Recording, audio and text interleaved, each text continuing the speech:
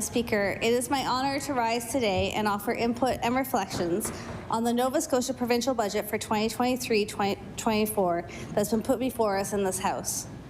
In my comments, I will attempt to be faithful to the input, ideas and struggles that people in my constituency and across Nova Scotia have shared with me and with all of us over this past year. Nova Scotians are proud of our home, and rightly so, but too many Nova Scotians are worried. They wonder if their children, their parents, and their friends will be able to get the health care they need when they need it. They are stressed every time they go to the grocery store or the pharmacy or for other essential goods, and their household budget doesn't stretch as much as it used to as prices keep rising. They worry about their community members who struggle to find a safe place to sleep, whether that's for a night in a long journey of homelessness or for enough time to finish their NSCC program, or for their kids to finish primary in their neighbourhood before they have to move. And of course, they wonder if we can act together in time for our collective future in the face of climate change. Nova Scotians also want us to rise to the challenge of reconciliation as we seek to overcome a shared shameful past and ensuing legacies of colonization, genocide, racism, and exclusion. Nova Scotians want a provincial budget that builds today for a stronger tomorrow. They want a provincial budget where they see their future, where we all see our future. They want a provincial budget that eases the pressures we feel in our daily lives. Nova Scotia is growing in terms of population, which is amazing and welcomed, but we need to build a province together that ensures everyone is safe and healthy. Government budgets are raking it in, much more than anticipated, and March Madness spending has followed. But who is benefiting from this prosperity? Who's sharing in it? And are we seeing the results of that this government has promised? This government has collected massively large revenues, which makes this budget's gaping omissions all the more heartbreaking. It seems like a tale of many Nova Scotians, or Nova Scotias. On one hand, it's a time of growth, expansion, optimism, but if we don't buy into that, we're portrayed as negative or not getting our swagger back. There are too many people being left out. They want to be part of this new Nova Scotia, but people are having a hard time and they aren't feeling heard or seen. What changes will this budget bring? It will bring no change to the folks living on income assistance. In fact, with record inflation and no changes to rates, it will leave many people much worse off. That's right. Yeah. That's right. It'll bring no change for families and school communities that stand to benefit from a school lunch program. And a granola bar is not a lunch. It will bring no change to the many pregnant people of this province who can't get a midwife's care. It will bring no advocacy from a promised child and youth advocate or commission. No extra support for families facing high prescription drug costs. No health care coverage for migrant workers, and no significant investments in building new non-market housing. All during a time of enhanced challenges for Nova Scotian families. Supports to individual communities and individuals in Nova Scotia are not what's driving inflation, but rather corporations taking advantage of supply issues, pent-up demand, consolidated structures, and of course, global conditions. The government may not feel it has a way into addressing price gouging and exploitation, but this government does have the means to help make the lives of people hanging on by their fingertips better. Budgets are about choices. This PC government could have presented a budget that built better options for all Nova Scotians, but we think they missed out on some important chances to make the lives of Nova Scotians better now. If there's one thing we can all agree on, it's that Nova Scotia's healthcare system is in crisis. Every month, more and more Nova Scotians need access to primary care. Our ER crisis has tragically resulted in 2 documented deaths in the past 6 months, and we continue to call for an inquiry into ER deaths. We all continue to lack access to paramedics, and our surgery backlog persists. Virtual care can only be a stopgap measure. Virtual care through one-off appointments does not provide the type of ongoing primary care and health promotion that creates healthy communities. I would invite the Minister and the Premier to sit through a few calls from folks unaccustomed to working online and dealing with a complex health issue, or to ask doctors to recount their experience working online for the public virtual health system, where they're dealing with folks in rural areas with dementia who are trying to use iPhones for basically the first time, who have infections that require blood work, that are isolated from their health services within their communities. This is not going to build us healthy communities. Our current system of virtual care isn't offering the type of primary care we want and the type of ongoing relationships people have with a primary care provider. When you get to know them, they get to know you, your family, your context, and what's happening for you. The mobile primary health care clinics are, of course, welcomed when there is literally nowhere else to go, but again, suffer from the lack of follow-up and connection to community. Simply put, this is not at all what we thought the Premier meant when he promised to fix healthcare. It's not the type of healthcare we want, and it's not going to give us the outcomes we want in this province either. Family doctors have been signaling the disconnect from this type of community-based healthcare that they want to provide and what their experience is. We hear a lot about recruitment, but we haven't been hearing a lot about retention of primary healthcare capacity. In primary care practices, doctors regularly express their concern with their current administrative load. I have heard from many family doctors who do not work full-time seeing patients, although they would like to, because they need to guard days and hours during the week to complete administrative tasks. This is an important issue to consider when implementing the One Patient, One Record initiative, as family docs have reported that their administrative load actually increases with this type of program. The South End Family Clinic was an obvious choice to maintain a huge, well-loved practice, but the opportunity was missed, and now there are 4,100 people without a doctor, and our community is definitely poorer for it. Since the government does not seem to put much stock on the legislative budget process, I feel quite able to also address additional appropriations from the last fiscal year. We remain very curious about the much heralded retention bonuses for nurses and other health professionals. I hope that these bonuses help hardworking Nova Scotians, but I am worried that as a hefty, time-limited investment, it doesn't do enough. The bonuses don't address working conditions that so many health professionals find demoralizing and stressful. I also wonder what we even understand about the use of limited time bonuses in the retention of health professionals. Like with so many of the government's initiatives, it's not clear if there's an evidence base. We don't know if anybody else has tried this and what the results are. We don't have a goal, so how many nurses are they trying to retain and where? And without all that, how will we measure success or failure? The new medical school in Cape Breton is a major undertaking. At Dalhousie, the Faculty of Medicine works closely with the Faculty of Health. How will interprofessional development and collaboration be supported?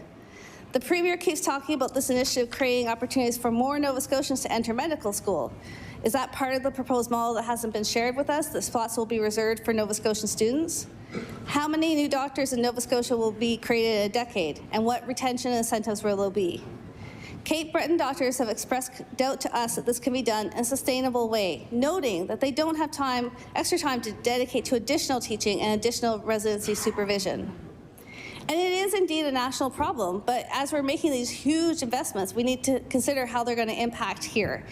On March 22nd, so 2 days ago, the Canadian Residency Management System resolved it, which is how people get matched for their medical residencies, whether it's family practice or specialties. There were 268 unfilled family physician spots in Canada, and that's the highest ever. Folks are not being attracted to the practice of family medicine. So what does this mean for this major investment in a Cape Breton medical school? The other health post-secondary education investments are likewise long-term investments, not answers for now. And of course, there are other essential healthcare workers. Paramedics need a pay increase and better support. They have been left out of the most incentive and continue to be sidelined by this government. The stress faced by first responders is enormous, with increased interactions for mental health, people waiting a long time in terrible conditions, and of course, this deeply impacts professionals resulting in moral distress. In healthcare, we need a systematic approach to a systematic problem, and we need to use the resources that we have here now in Nova Scotia. This budget misses out on many opportunities to do this. There is a small increased commitment to gynecological care, including assessing and treating endometriosis. At the same time, there's a huge missed opportunity to fund a provincial midwifery program to get these professionals to be part of the system now. We have called for access to free contraception. We have called for increased funding for sustainability of community health centers, such as the North End Community Clinic and the Halifax Sexual Health Clinic. And we've also called to provide universal access to PrEP to prevent new HIV cases. The NDP has consistently put forward real solutions to the healthcare crisis. A couple of others that I want to mention is integrating physician assistants into the health system. We still have lots of room to go there, and pausing pharmacare fees. In addictions and mental health, there have been many good initiatives that have been undertaken, including the walk-in substance use support centers, the day treatment program, and a number of community investments for mental health programming with community-based organizations that were recently announced. However, the PCs ran on a platform of providing universal mental health care. At that point, the promise was to open MSI billing to private clinicians. We haven't been apprised of the details in this decision-making, but this budget only allocates $250,000 to a limited pilot that will explore how to have private practitioners build a public system for psychological assessments. This is not universal health care, and it falls short of the promise that was made during the last campaign. We need to hold government to account for promises made as part of the electoral contract. Maybe with all of the various pilot initiatives and different initiatives that were reaching everyone, but it doesn't seem like it. In last year's budget, there was an emphasis on increasing data collection and enhanced use of evaluation in mental health and addictions, which are key steps in making improvements. But this data hasn't been shared. We all need to know what the mental health status of Nova Scotians is and whether programs and services are improving lives.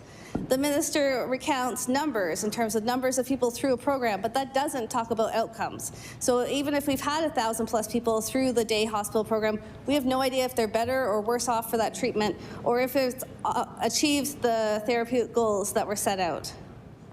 With limited public information available to understand how the mental health system is working, it is necessary to rely on wait times data.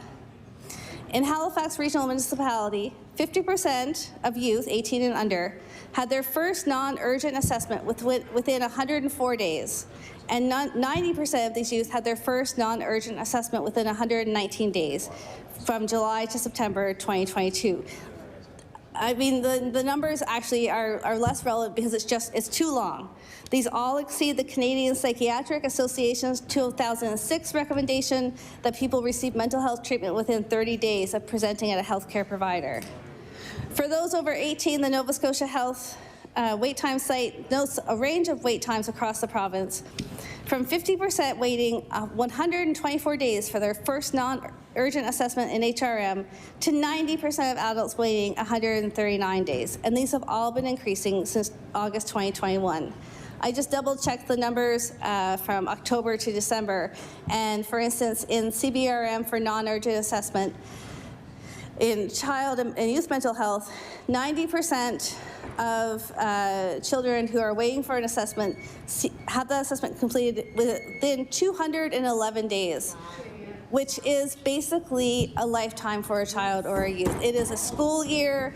It is a mass. It is like 200 missed opportunities, and it's 153 days for adults.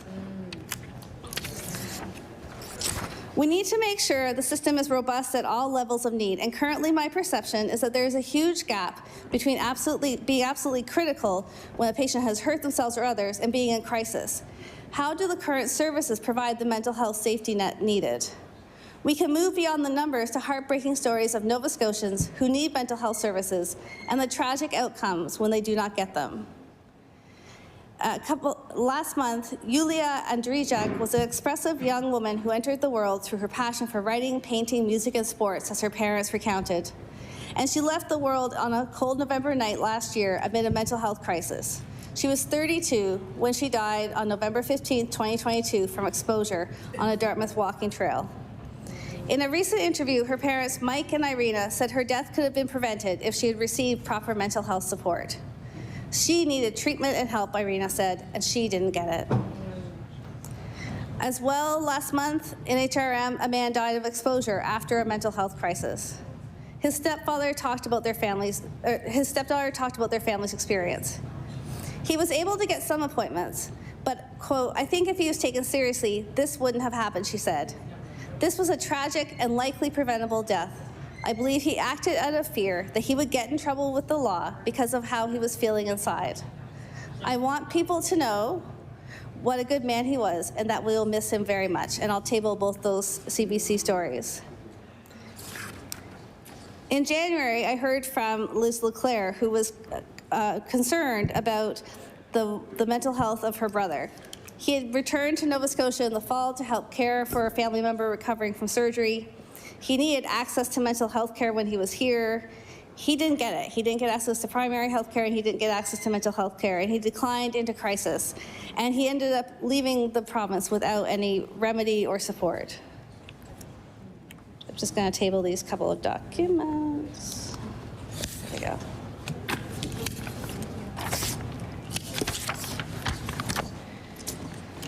New announcements, such as the one-time sessions provided through the private for-profit TELUS Health, also leave us asking many questions.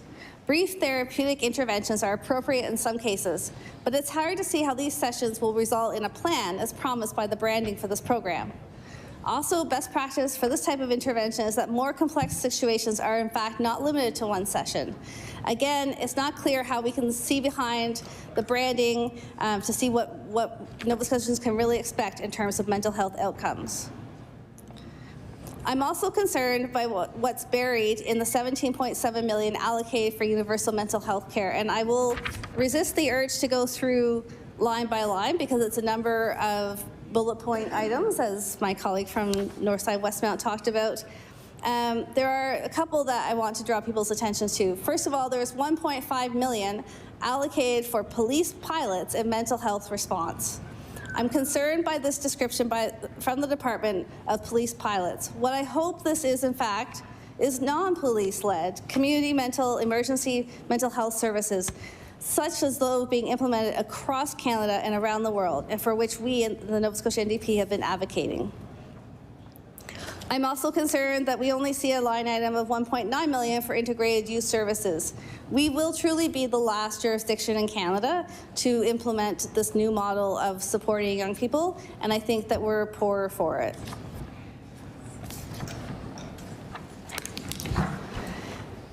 In housing, our caucus has again been sorely disappointed by a lack of investment in this budget in truly affordable non-market housing. The minister continues to suggest that if they simply increase housing supply, then somehow affordable housing will miraculously appear. This kind of trickle-down thinking has been debunked, and yet the government continues to repeat it. We saw public housing repairs re-announced, and 1,000 new rent supplements, which may prove to be some help to a small number of people, but are not nearly enough. In our current public housing, a recent AG report outlined some of the issues that, like we hear from folks in our own ridings. There are 2 public seniors manors in my riding. I hear regularly, almost daily, from residents who are scared and stressed in their own homes. They report a lack of security, ongoing concerns about serious maintenance issues that affect health, responsiveness, and the slow turnover of units. Current public housing initiatives are not enough, and we need to see things get better quickly. At the same time, this housing is also all that these residents can afford. On fixed incomes, seniors also struggle for their food access and express desire to be able to eat more regularly and healthier. Without having public housing, these folks would be struggling even more. There are 7,000 people on the wait list for public housing and 800 plus people sleeping outdoors in this province, and yet there are 0 new investments in housing in this capital plan during a once-in-a-lifetime housing emergency. The current rent cap is barely working, with renters being subjected to fixed-term leases, rent evictions, and rising rent increases despite the rent cap. And yet this government remains opposed to a rent control regime. Yeah, crazy. The PC government argument is to build out the market. We can learn from other jurisdictions about how increased population and demand from housing does not actually result in increased affordable housing. For instance, in Ontario, population growth since 2015 is correlated, and I'm not saying it's causated, but it's correlated with rising house prices above the rate of Canadian average growth, and I have that from Statistics Canada. I just have to think that, we all know that trickle-down economics has been disproven. And for that, I want to quote from Rebecca Young, who is a resident of Halifax, Citadel, Sable Island, and is also a Scotiabank Vice President with a focus on inclusion and resilience economics. So I will just read directly from one of her reports from January of this year. Market-priced housing will likely never be affordable for a serious share of households, and easily those in the lowest income quintile, based on current trajectories. The infrastructure to support these most vulnerable Canadians is stark. Canada's stock of social housing represents just 3.5% of its total housing stock. The moral case to urgently build out Canada's anemic stock of social housing has never been stronger. The economic case is equally compelling, she continues. Governments are attempting to alleviate the strain on lower-income households with a host of transfers, but the cost to do so will continue to escalate as shelter costs rise. Market income provides little offset, and policy failures persist. A modest start would be doubling Canada's stock of social housing to bring it in line with peers in the context of a coherent and well-resourced strategy. Such an approach may be more responsive to the needs of Canada's most vulnerable households and more cost-efficient for governments in the long run. And I will table that as well. The government had the chance with this budget, with incredible revenues, to make real investments in housing that could have been creative and effective, but they have not. I want to turn for a few minutes around advanced education. Nova Scotians value our post-secondary sector. A 2022 public opinion report commissioned by CONCEP, the Council of Nova Scotia University Presidents, confirmed that Nova Scotians feel that universities make a significant contribution to the social and cultural development of Nova Scotia. Our